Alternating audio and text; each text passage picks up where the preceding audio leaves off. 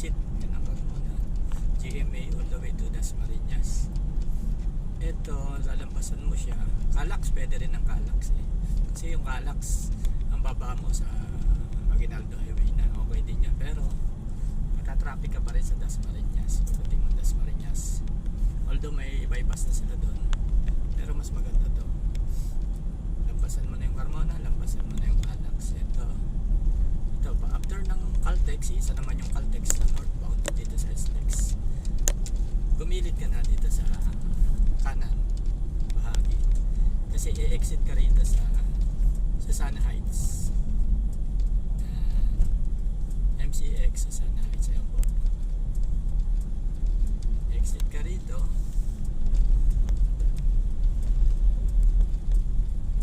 Tapos MCX ka. Napakaluwag, wala kang traffic. Ang madadaanan natin dito ay yung Villar City. Bagong gawa, develop na tinawag na Villar City. Makikita nyo naman sa mga sign mamaya. Kung makikita nyo mamaya yung toll gate sa may MCX, yung malapit sa Ibiya Mall, sa mall ni Villar. Pag ikot mo ron, yung pangalawa yung straight, pwedeng diretso ka ng Bacor, Imos kung papunta ka. Pero mapunta Dasmariñas, ika third. Ayan, kanan po kayo dito. Kasi pag kaliwa, sa Sana Heights ka. Ito, kanan ka dito, puntang MCX. Napakaluwag po dito mga idol. Kasi yung iba, lalo yung hindi mga gumagamit ng Google Maps, Waze, mga ganyan, Carmona. Yung iba may alam, Calax. Ang ganda pagdating mo sa dulo. Aguinaldo Highway. Kanan mo ron, punta kang Dasma, abutin mo yung traffic. Kasi pupunta po ako sa may DLSU, lampas ng Dasma. Ayan. Kaya maganda dito, wala kang dadaan ng traffic. Ayan, kung makikita nyo po yung sign ng Villar City, napakaliwanag po, Villar City. Ayan, nandito na po tayo sa MCX. Timing, maganda ang panahon, di na umuulan dito. Sa Quezon lang talaga umuulan. Galing pa po ako Lucena, Quezon. Subaybayan nyo lang po mga idol. Walang 30 minutes andun ka na sa Dasmariñas. Hindi ako halos siguro 100 meters Aguinaldo Highway na yung pupuntahan ko. Abante lang ng konti. Kasi doon lang ako susundo sa may condo. Yung Green 2 Residence Condominium.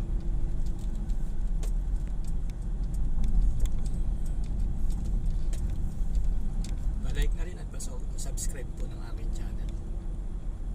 Ito, makikita nyo po pag in-upload ko po ito.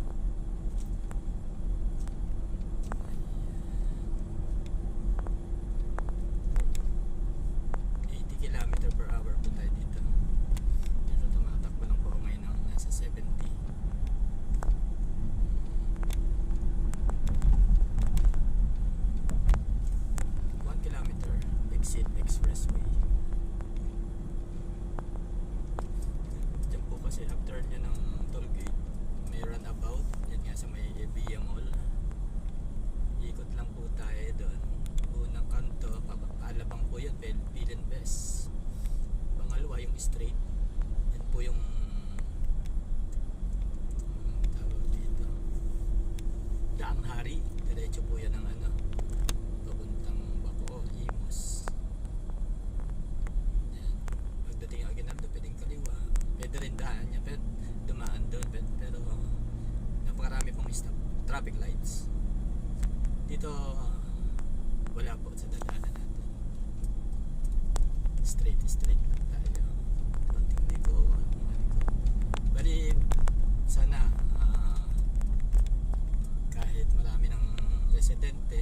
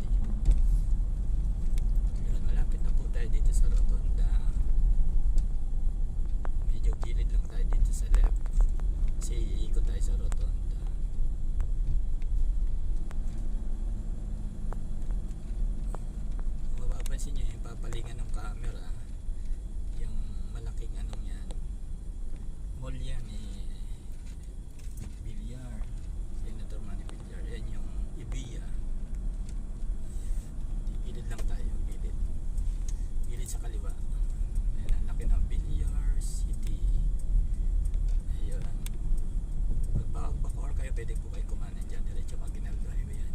Yung kanan. Yan, gilid pa tayo sa kaliwa. Yan, yung kanan na yan. Papuntang Bacoor po yan. Dito tayo. May daan din po dyan pero puro traffic lights po dyan. So straight ahead lang. Medyo swerve tayo sa kanan. Kasi pag napagilid tayo sa kaliwa, balik na tayo ng MCX.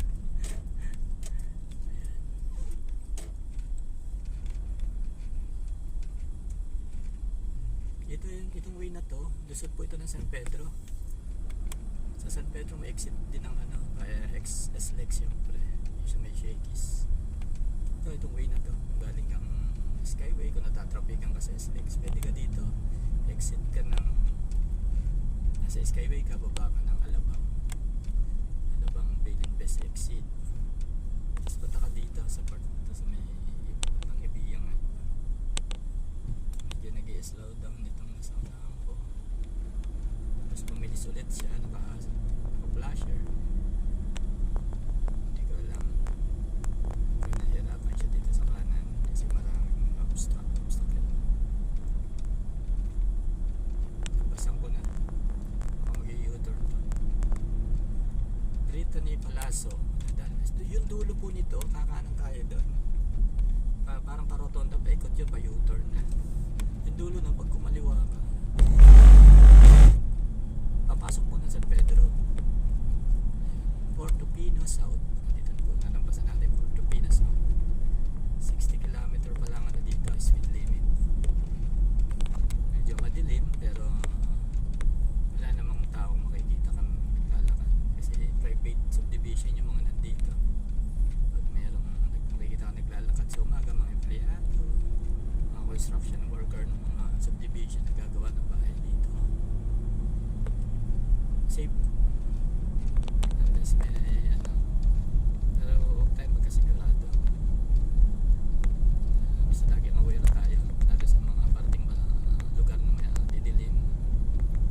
Ayan. Ilang minutes na, hindi ko na tingnan pala kung ilang minutes bago tayo mag-exit na sa Sunrise. Basta walang 30 minutes nasa Dasmariñas ka, wala kang traffic na badadaanan. Even nights or day,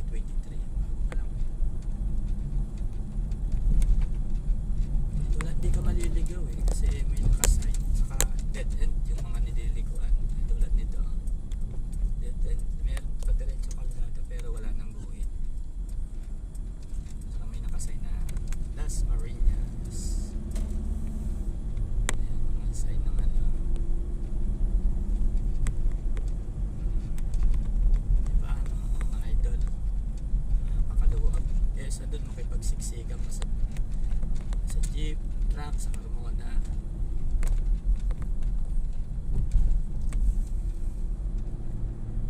Kung gabi, yung gabing-gabi madaling araw at galing ka nga sa south, pwede ka may exit ng Calax. Kasi paglabas mo ng dulo ng Calax, pag Ginaldo na, kanan ka lang, Dasmariñas na. Siguro parang mga 6 o 8 kilometers pagkanan mo, Dasmariñas na. Kaya ganitong oras kasi matraffic pa. Anong oras na ngayon? The time is 8:30, exactly 8:30 in the evening. So medyo po ng gabi, matraffic pa rin yan sa Dasmariñas, sa Ginaldo Highway. Napakaluwag mga idol. Dapat 3 lanes. So, ayan, 3 lanes nga pala, hindi ko nasabi sa inyo kanina. Takbo ko 60 lang. Banayad na banayad ang takbo. Hindi mo kailangan magmadali kasi wala naman traffic dito.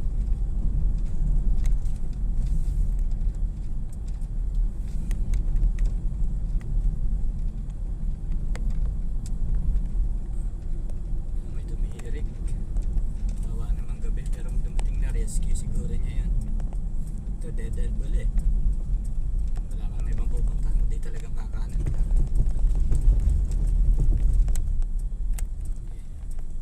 Mga kasalubong natin yung sasakyan pakaliwa kasi wala namang padiretso doon.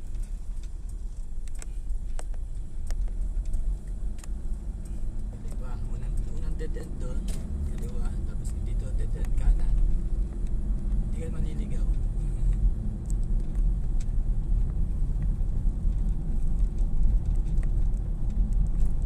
May mga intersection tayo madadaanan dyan, pero straight ka lang ng straight. Extremely kulang dito talaga yung dead end, kaya hindi ka maniligaw. Hindi yung intersection na dapat kumaliwa ka rito or kumanan ka rito, hindi. Walang lilikuan na hindi dead end. Basta pagdating yung dead end, kung pakaliwa, kaliwa, kung pakanan ka. Tapos yung mga intersection madadaanan, puro pa diretso ka lang. Diretso lang, walang kaliwa, walang kanan. Doon sa taas, medyo malapit na yung intersection. Dalawang intersections lang yan.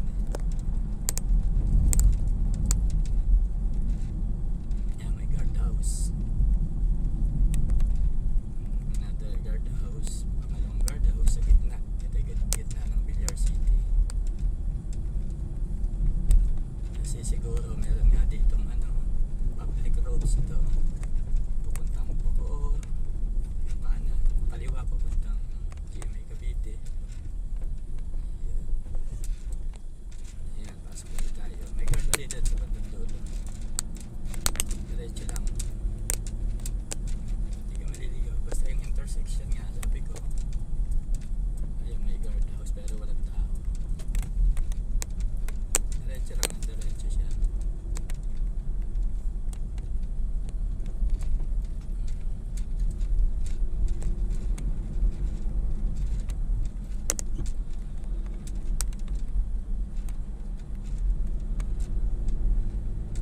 Two lanes may ginagawa sa kanan.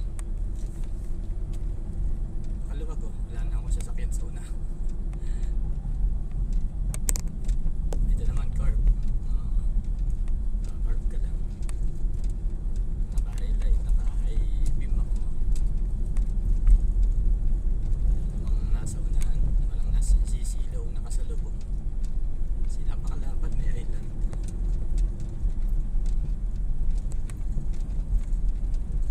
Ayan, may nasa unahan akong isang transit mixer. Siguro dito to sa nag-deliver siguro ng semento. Ready mix na semento. Buo sa bahay na ginagawa. Kasi alam ko bawal dito ang truck. Puro private.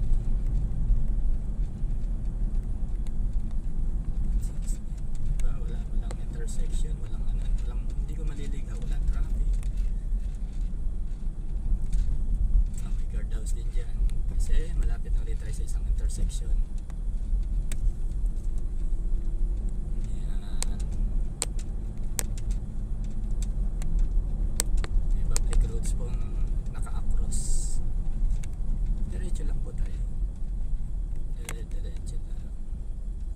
Slow down kasi may mabibilis na motor o yan, tulad ng tricycle. Tuloy lang. May 20 minutes na ba? Malapit na po tayo lumabas.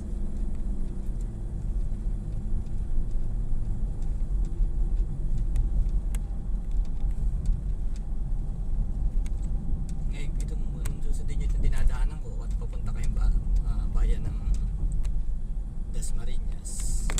Kung lalabas ka dito sa dadaanan ko, pakaliwa ka naman pagdating sa dulo. Ang bayan ng Dasmariñas. Lampas kasi ako ng bayan ng Dasmariñas. Kaya nga sabi ko kanina, kung sa Calax pwede, pagdating mo sa dulo ng Calax, Aguinaldo Highway kanan, papunta Dasmariñas. Kung ako'y dadaan doon, tatawid pa ako ng mismong bayan, sentro ng Dasmariñas. Dito lampas na De La Salle University yung pupuntahan ko sa kasunod nun, yung condo, yung Green 2 Residence. Diba? Walang traffic. Ito na lang yung isang tatagusan natin. Wala tong guard open. Parang subdivision, pangkaraniwang subdivision. Ayan. Passage or the upper village. Ayan, subdivision po ito. Kaya may mga humps na.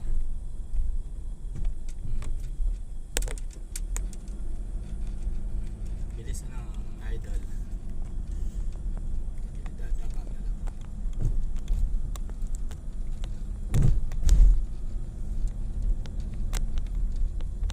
Oras na 8:36. Umalis ako ng Lucena 6 o'clock. 2 oras at kalahati at 6 minutes. 5 minuto.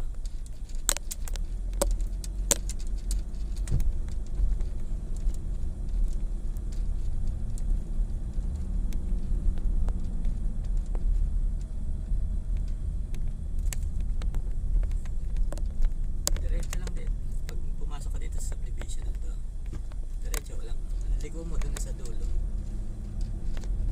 Hindi ko pa sasabihin ko sa pag pinost ko ito yung kalye na yan. Hindi parang yan yung galing Molino. Parang Molino Avenue yan Hindi ko pa check ko pala sabihin ko sa pag pinost ko na to. Yung isang intersection doon, alam ko Palapala yan. Going to Palapala.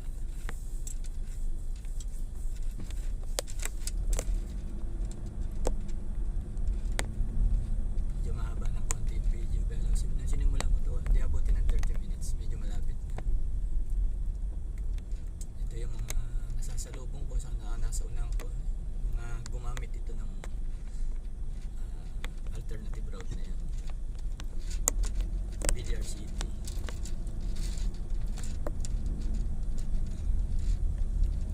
Only to for public and then sedan only, cars. Hindi pwede sa medium vehicle or class 2 or first class lang na sedan sa 4 wheels at above 450cc, 4,500 kilograms.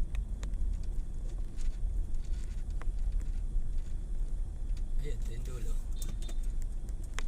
Parang Molino Boulevard to. Hindi ako nagkakamali, kakanan tayo dito. Dulo na. Kung gusto mo puntang may shortcut dyan, kaliwa ka dyan. Pagdating mo din sa TMA, kanan ka. Ito na, dito lang medyo parang matatraffic ang kaunti Gawa ng mga jeep. Pagdating mo din sa traffic lights, kaliwa. Pag kaliwa mo sa traffic lights, dire-diretso lang. Aguinaldo na po. Aguinaldo Highway. Pag gusto mo ng Imos, kumanan ka. Okay, pa Imos, pabako. Pagpapunta ang bayan ng ito, Market Mall, SM Market Mall, Pamilang Lungsod ng Dasmariñas. Galing, may SM Market Mall pa na. Nakaabot tayo sa stoplight. Naka-green, 37, 36, 35, parang hindi. Hindi yata. Kasi maraming